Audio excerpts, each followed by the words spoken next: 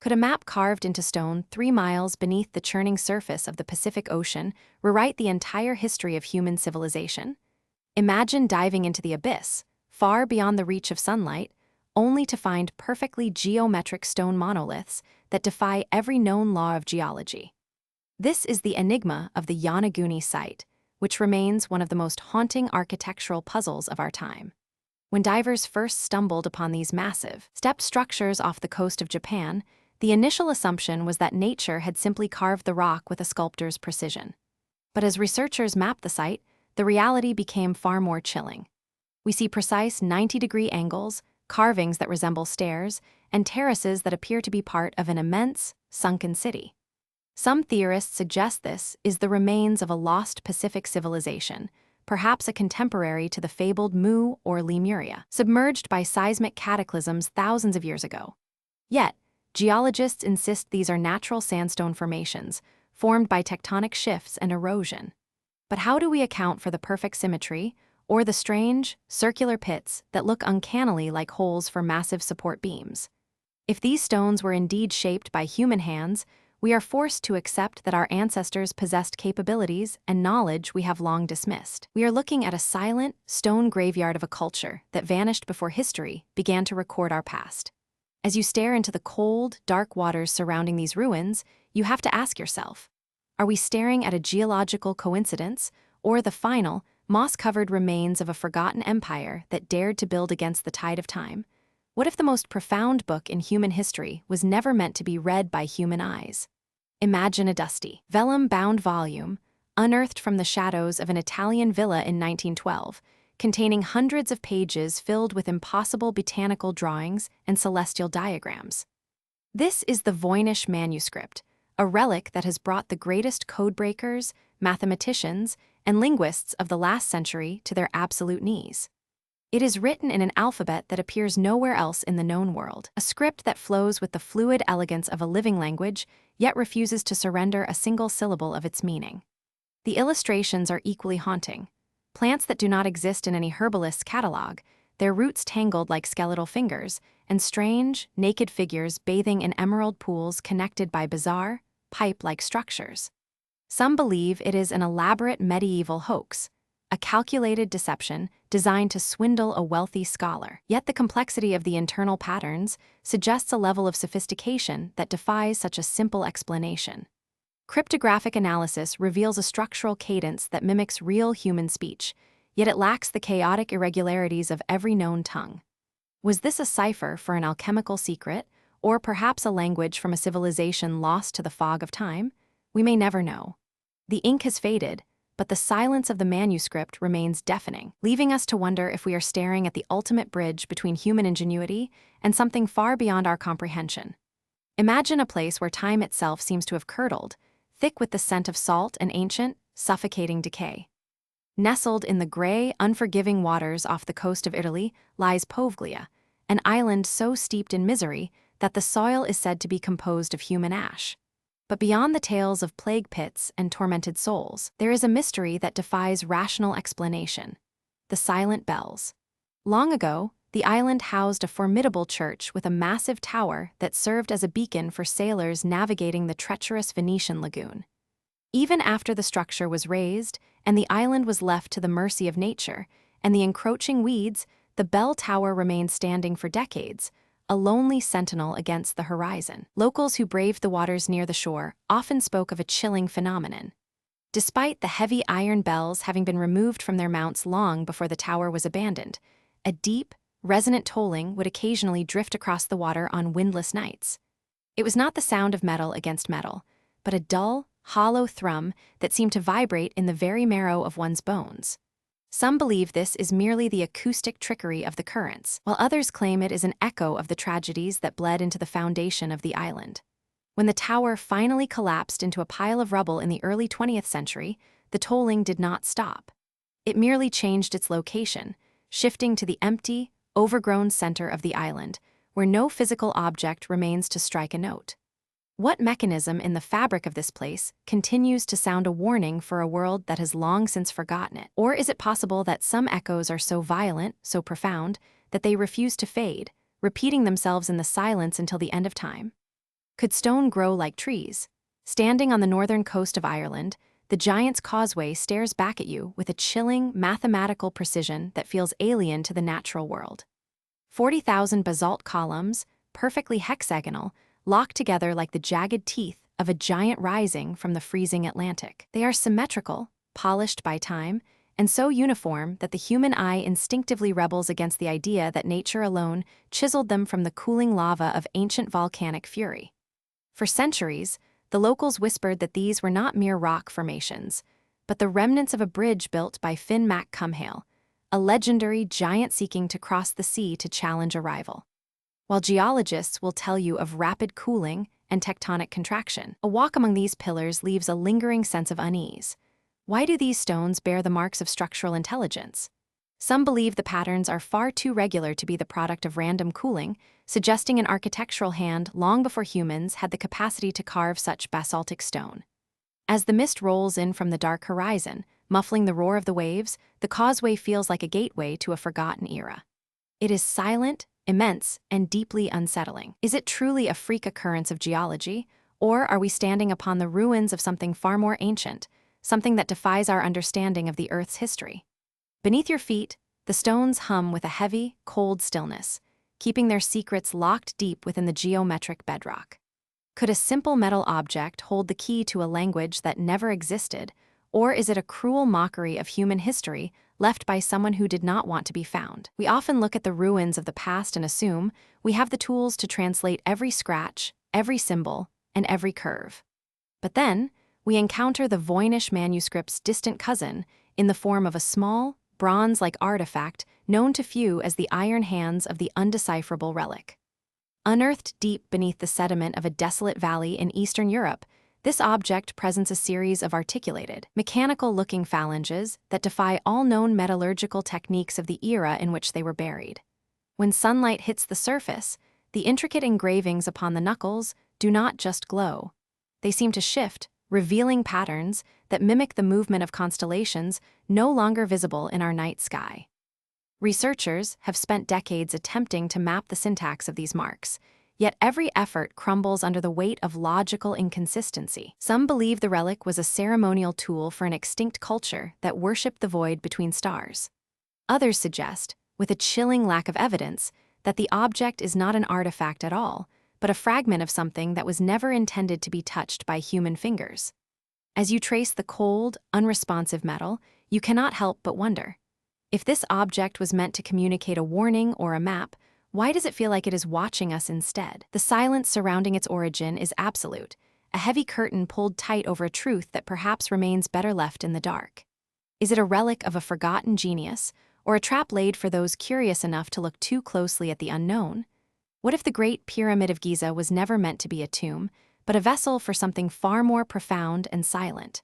For millennia, the eyes of the world have been fixed on the cold, limestone exterior. Yet deep within the heart of the Khufu Pyramid, a small, narrow shaft has teased explorers for generations. In 1872, Wayneman Dixon discovered what he believed were ventilation ducts, but upon further inspection, these passages, barely 8 inches wide, proved far more enigmatic. They do not lead to the outside world. They end abruptly behind meticulously crafted stone doors, each fitted with mysterious copper pins that look unsettlingly like electrical contacts. Some researchers suggest these chambers were designed to align with specific stellar constellations, acting as a gateway for the soul, while others believe they served a mechanical purpose far beyond our current understanding of Bronze Age engineering. When the robotic probes of the late 20th century finally peered behind the sealed slab of the southern shaft, they revealed not treasure, but a secondary, even more weathered door marked with curious red ochre hieroglyphs, symbols that remain undeciphered to this day. What lies in the void between these two barriers? Is it a forgotten archive of a lost age, or perhaps an echo of a sound, a resonance captured in stone that we have yet to wake? As the dust settles in the dark, silent chamber, one must wonder, are we meant to know what is hidden? Or is the silence a warning we are simply not yet equipped to understand? What if a nightmare from your darkest folklore decided to walk out of the shadows and terrorize an entire nation? Imagine the year is 1764, in the rugged, desolate mountains of the Gévaudan region in France. For 3 agonizing years, the local villagers did not fear mere wolves. They feared a shadow that defied natural law. It was described as a creature of monstrous proportions, possessing a hide that resisted musket fire and a hunger that seemed born of something far more malicious than simple starvation. Some witnesses spoke of a beast with a reddish coat, a long tail like a panther, and jaws powerful enough to crush bone with terrifying ease. Hundreds of attacks were recorded, and while many assumed it was simply a large wolf, the sheer audacity and physical description of the beast suggests something else entirely. Could it have been an escaped exotic animal, a biological anomaly, or perhaps something even more unsettling? One theory suggests it might have been a striped hyena or a rogue animal from a private collection, yet the creature's near supernatural ability to evade expert hunters remains a chilling puzzle. Even after the king's own marksmen claimed to have ended the terror, the attacks continued, leaving us to wonder. Did they kill the right beast? Or does the true shadow of Gévaudan still linger in the archives of history? Have you ever looked up at the night sky and wondered if the constellations above have been watching us, waiting for a specific configuration to trigger the collapse of our reality? We often think of the heavens as a static, eternal backdrop to our human dramas, but history whispers a different, far more unsettling truth. There are moments in our collective past when the celestial bodies aligned in such a precise, rare configuration that the world below seemed to shudder in response. Consider the strange occurrences of 1561 over Nuremberg, where the sky reportedly ignited. Witnesses spoke of cylinders, spheres, and crosses engaged in a silent, violent aerial ballet that defied every law of nature known to man at the time. This was not merely an optical illusion or a meteorological fluke. It was a profound atmospheric anomaly that left the populace in a state of religious and existential terror. Scholars have long debated whether this event was a mass hallucination induced by extreme social anxiety, or perhaps a rare reflection of an alignment that signaled something far more ancient. Some believe that specific gravitational shifts during these rare alignments act as a catalyst for inexplicable physical phenomena on Earth, effectively tearing at the thin veil between our mundane experience and the unknown. As the stars shifted, so too did the course of empires, leaving behind only cryptic records and the haunting realization that we are not the masters of our own timeline. We remain tethered to a cosmic clockwork that we are only just beginning to fear, destined to watch the horizon and wonder, when will the stars align again to rewrite our history? The history of humanity is filled with gaps, spaces where logic fails and only myth remains. Consider the enigma of the Longyu Caves, an underground labyrinth in China that defies the narrative of early architectural capabilities. Discovered quite by accident when a local farmer began pumping water from a pool, these massive carved chambers spread out over an area of more than 30,000 square meters. The rock walls are covered in uniform, chiseled marks that form a recurring, consistent pattern, almost like a thumbprint left by an artist who had all the time in the world. Who hollowed out these millions of cubic meters of stone? There are no records, no mentions in the archives of the dynasties that followed, and no tools found to explain the labor involved.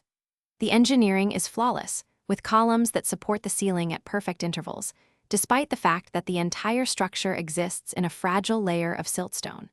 Some researchers believe it was a palace or a tomb, yet there is a complete absence of funeral goods or living quarters. Others point to the alignment of the chambers as proof of an astronomical site, a place where the stars were monitored from the safety of the Earth.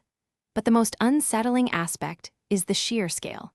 It would have required a workforce of thousands toiling for decades, all in total secrecy. To move that much rock without leaving a trace of where it went, or how they cut it with such surgical precision, is a feat that challenges everything we think we know about the technical prowess of the ancient world. Was this a hidden shelter from some forgotten cataclysm, or the workshop of a civilization that worked in silence and vanished just as quietly? Further to the north, within the windswept and harsh terrain of the Orkney Islands, lies the stone village of Skara Brae. For 5,000 years, it was buried beneath the sand, hidden from the gaze of the world until a storm uncovered its roofs in the 19th century. As you walk through these narrow, stone doorways, you are stepping into a domestic life that feels frozen in time.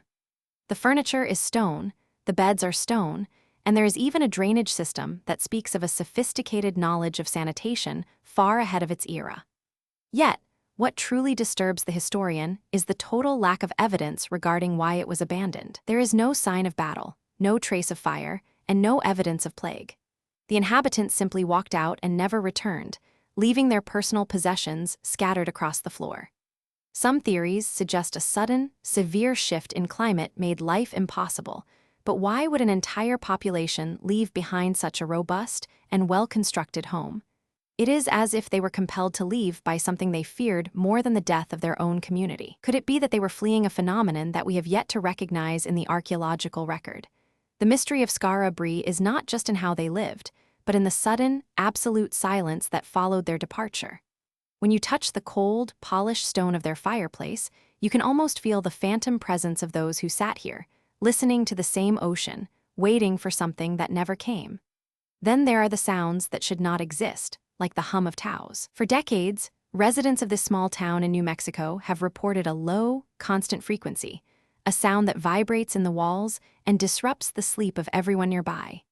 It is not audible to all, but to those who hear it, it is a source of absolute psychological torture. Scientists have deployed high-end sensors to capture the source, only to find that the sound does not originate from any local industrial activity or electrical grid. Some believe it is a byproduct of human physiology, a manifestation of the brain's own internal machinery, while others suggest it is a seismic groan from the Earth's crust itself, a frequency that only a select few are tuned to perceive. What if the Earth is a living, breathing entity, and this is the sound of its gears turning?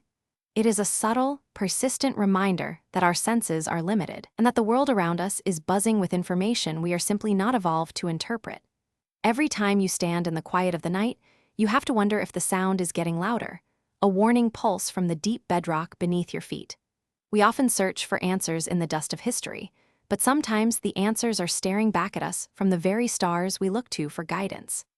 Think of the Antikythera mechanism, a bronze device found in a shipwreck off the coast of Greece. It is often called the world's first computer, featuring a complex arrangement of gears that tracked the movements of the sun, moon, and planets with an accuracy that was not seen again until the age of clockwork in the late Middle Ages.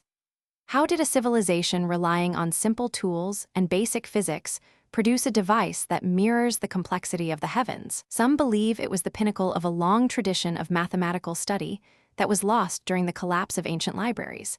But others whisper that this technology was gifted or discovered, a relic that the ancient world simply did not have the manual to use. When the mechanism rotates, it is a ghost of a lost age, a reminder that human history is not a straight, upward line of progress, but a series of cycles where we rise to heights that baffle even our modern minds, only to sink back into the dark, forgetting the secrets we once mastered. Each of these sites, objects, and phenomena stands as a testament to the unknown.